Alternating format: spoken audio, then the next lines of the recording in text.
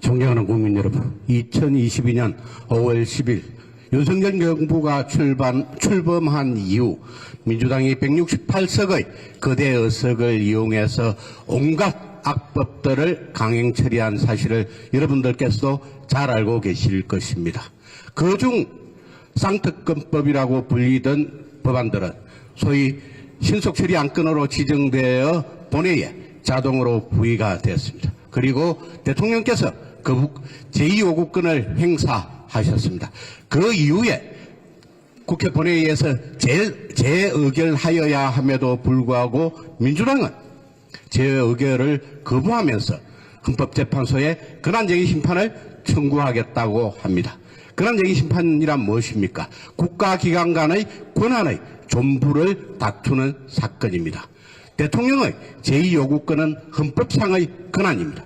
그 요구권을 제한을 하려면 헌법에 규정이 되어 있어야 합니다. 하위 법률에 의해서 헌법상의 권한을 제한할 수는 없습니다. 그럼에도 불구하고 소위 근한쟁의 심판 청구를 운운하면서 쌍특검법의 재의결을 지연시키고 있는 것입니다. 그 의도가 무엇이겠습니까?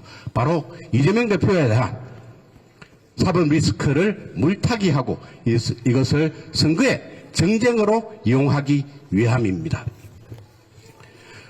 국민 여러분, 소위 하천대유 50억 클럽에 대한 수사를 반대할 사람이 그 누가 있겠습니까?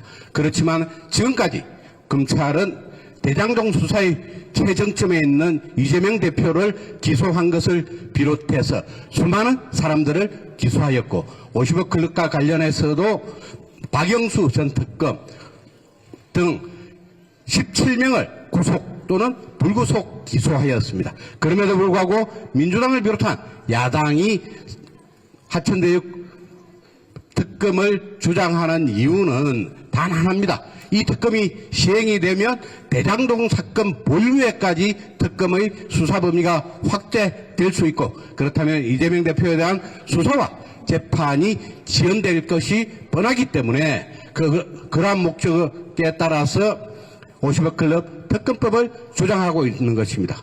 도이치모터스 사건에 대한 특검 또한 어떻습니까?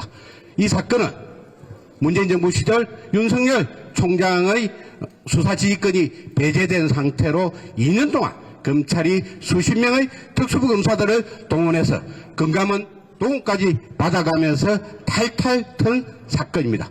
그리고 윤석열 검찰총장이 퇴직하여 정치권에 진입하자 다시 수사팀을 보강하여 더 강한 압박 수사를 하였습니다. 그래서 2021년 10월 말부터 22년 1월 초에 이르기까지 많은 관련자들을 기소했습니다. 그 중에서 주가 조작에 사용한 92개의 계좌 중에서 단 한 명만 계좌주를 기소를 했지만 그 계좌주마저도 1심에서 무죄가 선고되었습니다. 그렇습니다. 문재인 정권의 검찰이 아무리 수사해도 기소하지 못했던 사건, 그 사건을 지금 다시 특검을 하자고 주장하고 있고 그 사건의 본류는 지금 2심 선고를 앞두고 있습니다. 왜 이 사건을 특검으로 수사를 하자고 다시 이야기하겠습니까? 그 이유는 단 한 가지입니다. 4월 10일 실시될 총선에서 대통령 부부를 표명하고 자신들의 표를 얻기 위한 그 이상 그 이하도 아닐 것입니다. 민주당은 이제 민생으로 돌아와야 됩니다. 정경로만 일 삼고 국민들의 민생을 팽개치는 그 폐악을 멈춰야 합니다. 우리 국민의힘 의원들과 우리 국민들은 민주당에 간곡히 요청합니다. 민생으로 돌아와 주십시오. 마지막으로 모든 국민들의 절규를 담아 구제청 한번 하고 규탄사를 마치도록 하겠습니다. 수사방해, 재판방해, 방탄수사 규탄한다. 총선용 여론조작, 재판수사 반대한다. 감사합니다.